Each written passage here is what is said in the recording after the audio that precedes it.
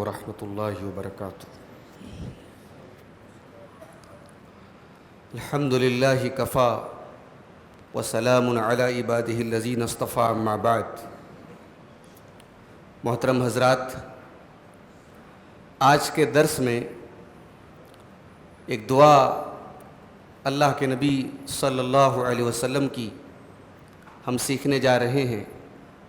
اس دعا میں اللہ کے نبی صلی اللہ علیہ وسلم 3 چیزوں سے اللہ تعالیٰ کی پناہ مانگتے تھے۔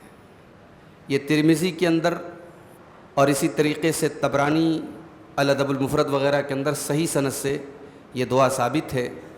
دعا کے الفاظ یہ ہیں: اللہم انی اعوذ بک من منکرات الاخلاق والاعمال والاہواء۔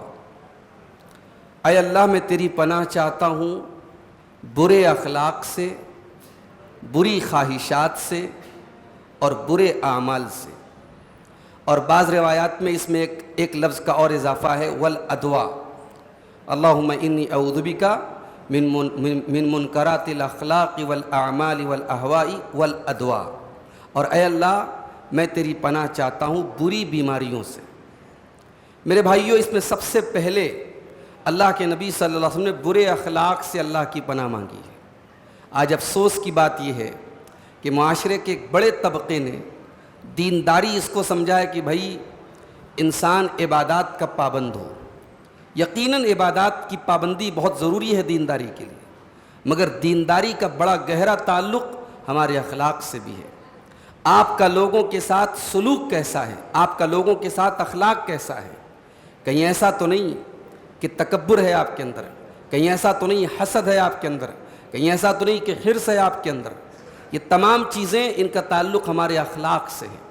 اور ہم جانتے ہیں ہمارے پیارے نبی صلی اللہ علیہ وسلم کی جو خصوصیت تھی، آپ کے اخلاق بہت اعلیٰ تھے۔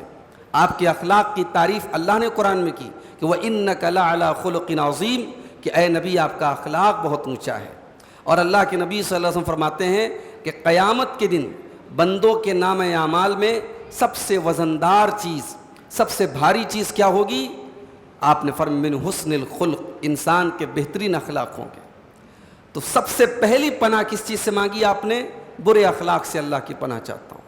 دوسری چیز والاعمال، میں برے عمل سے اللہ کی پناہ چاہتا ہوں۔ برے عمل میں قتل بھی آ گیا، شرک بھی آ گیا، زنا بھی آ گیا، کسی کا حق مارنا بھی آ گیا، کسی کو تکلیف پہنچانا بھی آ گیا، تمام برے اعمال آ گئے۔ اور تیسری چیز والاہواء، اور اے اللہ میں تیری پناہ چاہتا ہوں بری خواہشات سے۔ انسان کو گناہ تک لے کے کیا چیز جاتی ہے؟ اس کی خواہشات جاتی ہیں۔ اگر انسان کی خواہشات صحیح ہو جائیں تو انسان کا عمل بھی صحیح ہو جائے۔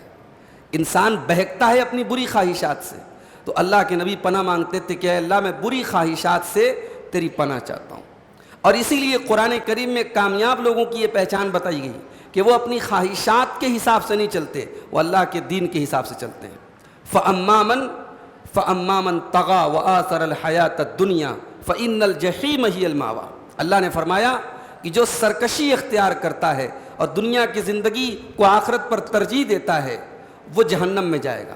وَأَمَّا مَنْ خَافَ مَقَامَ رَبِّهِ وَنَهَى النَّفْسَ عَنِ الْهَوَىٰ، اور جو اپنے رب کے سامنے کھڑا ہونے سے ڈر جائے گا اور اپنے نفس کی خواہشات سے اپنے آپ کو روک لے گا، فَإِنَّ الْجَنَّةَ هِيَ الْمَأْوَىٰ، اس کا ٹھکانہ جنت ہے۔ اور چوتھی چیز جس سے اللہ کے نبی پناہ مانگتے تھے، والادواء، اور بری بیماریوں سے میں تیری پناہ چاہتا ہوں۔ کوئی ایسی بیماری جو انسان کو محتاج بنا دے، دوسروں کا جو ہے دوسروں کے آگے ذلیل کر دے، ایک ایسی بیماری جو انسان کی زندگی کی گاڑھی کمائی کو ختم کر دے، ایسی تمام بیماریوں سے ہم اللہ تعالیٰ سے پناہ چاہتے ہیں۔ تو والادواء کے اندر تمام بڑی بڑی بیماریاں آ گئیں۔ تو یہ 4 چیزیں ٹوٹل ہو گئیں۔ اللہم انی اعوذ بک من منکرات الاخلاق والاعمال والاہواء والادواء۔ تو یہ بڑی پیاری دعا ہے، اور ان 4 چیزوں سے اللہ کے نبی پناہ مانگتے تھے۔ ہمیں اور آپ کو بھی ان 4 چیزوں سے بچنے کی ضرورت ہے، لہٰذا اس دعا کو یاد رکھیں اور اپنی زندگی کے معمول میں اس دعا کو شامل کریں۔ اللہ سے دعا ہے رب العالمین ان 4 چیزوں سے ہم سب کو بھی محفوظ رکھے، ہمارے اخلاق، ہمارے اعمال، ہماری خواہشات، کو اللہ تعالیٰ بہتر بنا دے اور تمام قسم کی بیماریوں سے اللہ تعالیٰ ہم سب کی حفاظت فرمائے. آمین. وآخر دعوانا ان الحمد للہ رب العالمین. السلام علیکم ورحمۃ اللہ وبرکاتہ.